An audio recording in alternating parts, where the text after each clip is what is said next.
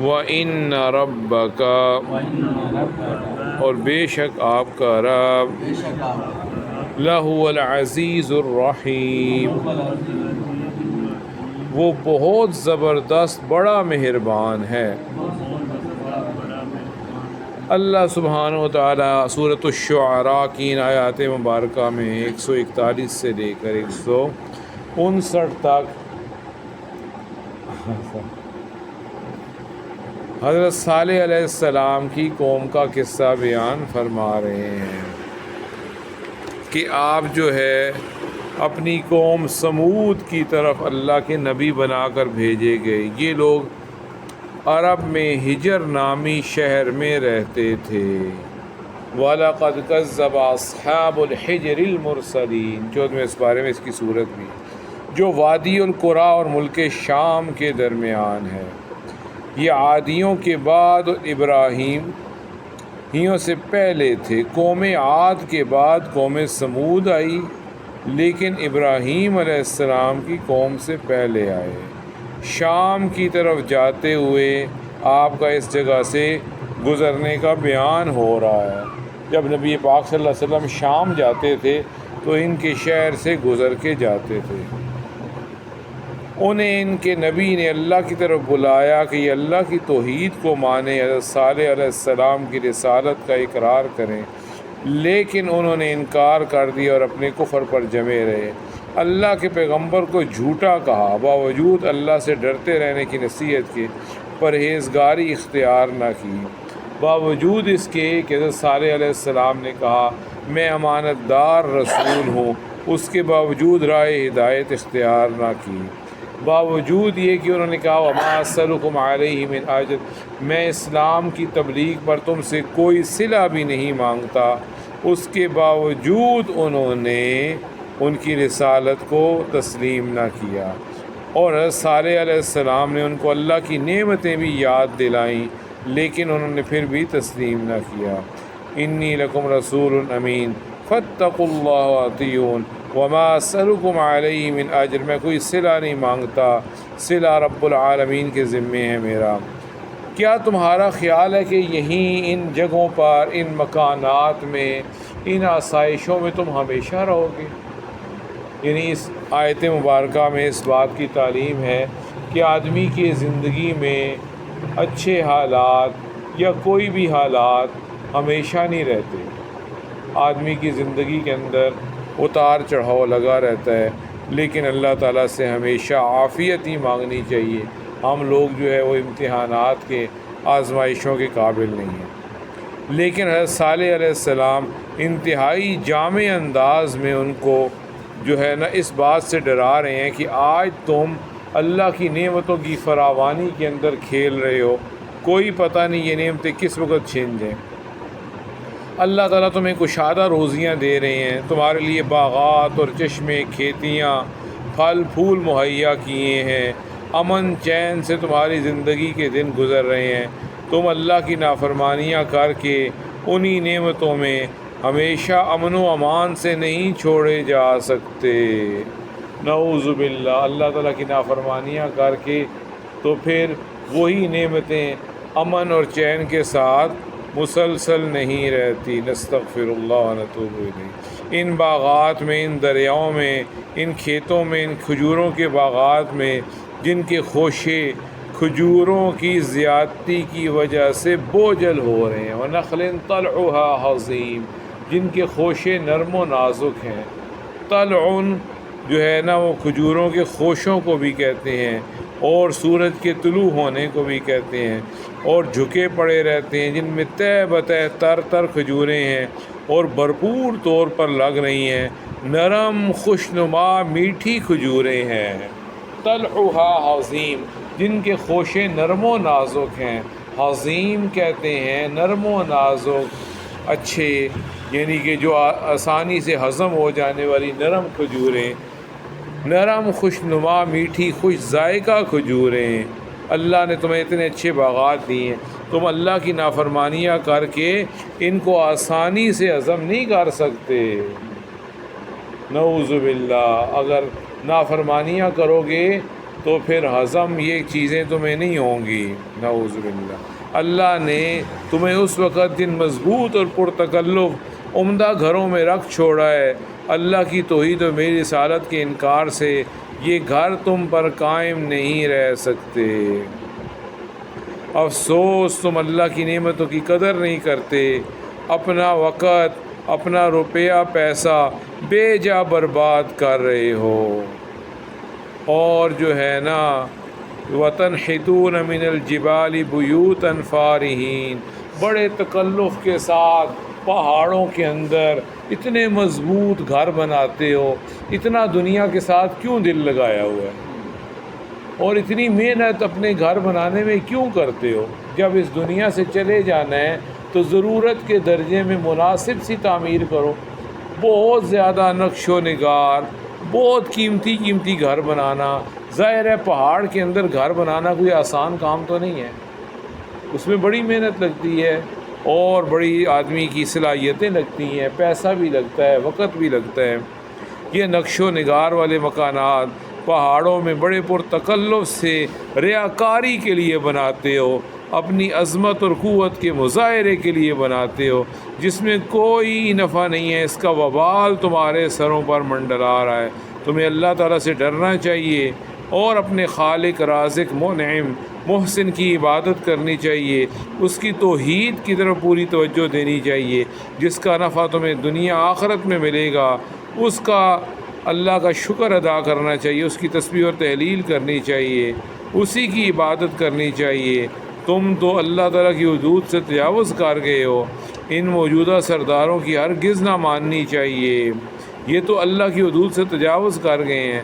زمین میں فساد تم پھیلا رہے ہو، تفسدون فی الارض ولا یصلحون، کہ تم زمین میں فساد پھیلا رہے ہو، نافرمانی، گناہ اور فسق و فجور کر کے، اور دوسروں کو بھی اس کی طرف تم بلا رہے ہو۔ الذین یفسدون فی الارض ولا یصلحون، حق کی موافقت نہیں کرتے ہو اور حق کی اتباع نہیں کرتے ہو، تو یہ بھی جو ہے فساد ہی ہے۔ زروع، جنات، باغات، عیون چشموں کو کہتے ہیں، عین اس کی واحد ہے، عیون اس کی جمع ہے۔ زروع جو ہے کھیتوں کو کہتے ہیں، اس کی واحد زرع ہے کھیت کو۔ نخل کھجور کو کہتے ہیں، طلعها خوشوں کو کہتے ہیں جن میں کھجوریں لگتی ہیں۔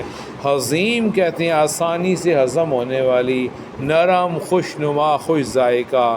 تنحیتون کا مطلب ہوتا ہے تراشنا، پہاڑوں کو توڑنا، اور فارہین کا مطلب بڑی خوشی سے تم پہاڑوں میں گھر بناتے ہو، بڑی مہارت سے بناتے ہو۔ آگے قالوا انما انت من المسحرین، قوم آگے سے کیا کہنے لگی؟ تم پر جادو ہوا ہے، تم سحر زدہ لگتے ہو۔ سمودیوں نے اپنی نبی کو جواب دیا کہ آپ پر کسی نے جادو کر دیا ہے، کہ تم مخلوق، ایک معنی یہ بھی کہ گئے ہیں انما انت من المسحرین، کہ آپ مخلوق میں سے ہیں، لیکن زیادہ یہی ہے کہ جادو کر دیا گیا ہے۔ تم تو ہم جیسے انسان ہو، ہم میں سے تو کبھی کسی پر وحی نہیں آئی، تمہارے اوپر وحی کیسے آ گئی؟ اور تم عجیب باتیں کرتے ہو کہ آسمان پر کوئی ذات ہے، اس کا میرے ساتھ تعلق ہے، وہ میری طرف پیغامات بھیجتی ہے، اللہ تعالیٰ کی ذات، اور میں اس کا پیغام تمہیں سنا رہا ہوں۔ تو آگے سے قوم کہنے لگی تمہیں لگتا ہے کسی نے جادو کیا ہوا ہے، عجیب باتیں کرتے ہو، میرے پاس وحی آتی ہے، میں اللہ کا نبی ہوں۔ کون سے اللہ تعالیٰ، کون سی وحی، کون سا نبی؟ انہوں نے ساری باتوں کو ایک جملے کے اندر لے آئے، تم تو ہم جیسے انسان ہو، ہم میں سے تو کبھی کسی پر وحی نہیں آئی، اللہ تعالیٰ نے ایک تمہیں ہی چن لی ہے وحی کے لیے، اور تم پر آتی ہے۔ یہ ایک خود ساختہ ڈرامہ ہے تمہارا، یہ محض جھوٹ ہے، یہ ایک افتراء ہے، یہ ایک طوفان ہے۔ اچھا ہم تم سے یہ کہتے ہیں اگر تم واقعی سچے نبی ہو فأتی بآیۃ، تو کوئی معجزہ دکھاؤ، پھر کوئی ایسی انہونی چیز بتاؤ کہ ہم وہ دیکھ کر یقین کر لیں۔ اس وقت ان کے چھوٹے بڑے سب جمع تھے، سب نے یک زبان ہو کر معجزہ طلب کیا۔ حضرت صالح علیہ السلام نے پوچھا تم کیا معجزہ دیکھنا چاہتے ہو؟ تو وہ پہاڑوں میں گھر بناتے تھے، تو انہوں نے بھی کہا یہ پہاڑ پھٹے اور اندر سے اونٹنی آئے۔ یہ پہاڑ جس میں ہم گھر بناتے ہیں ان کو پہاڑوں سے زیادہ محبت تھی کہ یہ سامنے پتھر کی بڑی چٹان ہے، یہ ہمارے دیکھتے ہوئے پھٹے اور اس میں سے ایک اونٹنی نکلے، وہ اونٹنی بھی حاملہ ہو۔ اونٹ نہیں ہونا چاہیے، اونٹنی ناکا، اور وہ ہو بھی حاملہ، اور اس کے اندر یہ صفات ہوں، ایسے ایسے رنگ ہو اس کا، ایسے ابھر آئے۔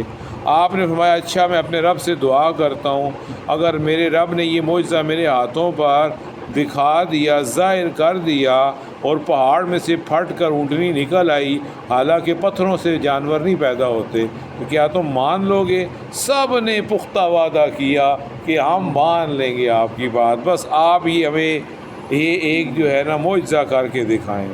آپ نے اسی وقت نماز شروع کر دی، آپ نے حضرت صالح علیہ السلام نے اسی وقت نماز شروع کر دی، اللہ عز و جل سے گریہ اور زاری کر کے دعائیں کیں، اسی وقت وہ پتھر پھٹا، اور اسی طرح ایک اونٹنی ان کے دیکھتے ہوئے اس میں سے نکلی۔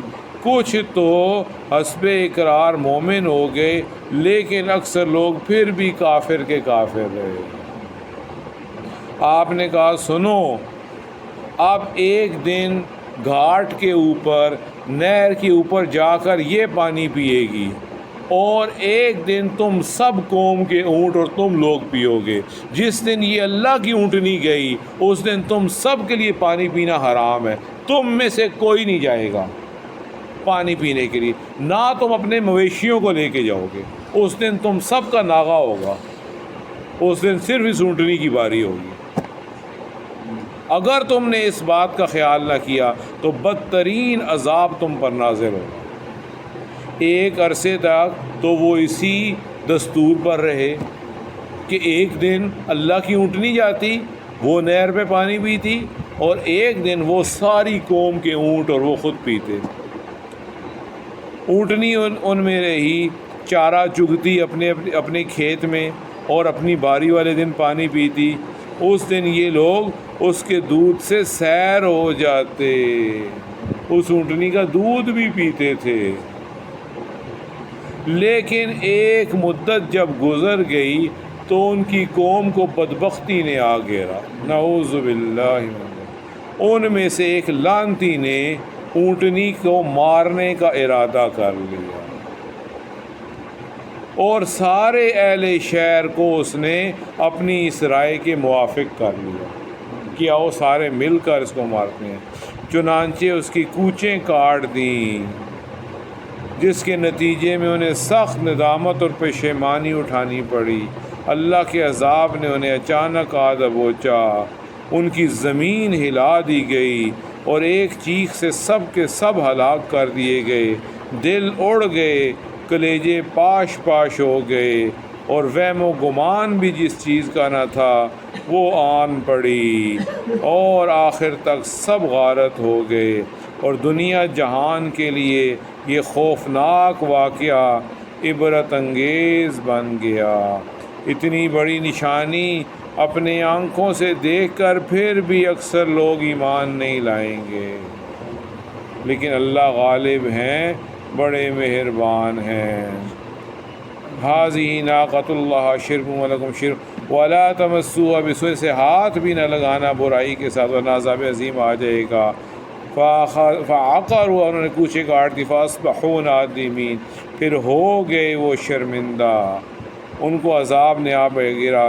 بے شک اس میں بڑی نشانی، اکثر لوگ ایمان لانے والے۔ وَإِنَّ رَبَّكَ لَهُوَ الْعَزِيزُ الرَّحِيمُ، آپ کا رب جو ہے سب پر غالب، بڑا مہربان ہے۔ سبحانک اللہم وبحمدک، نشہد ان لا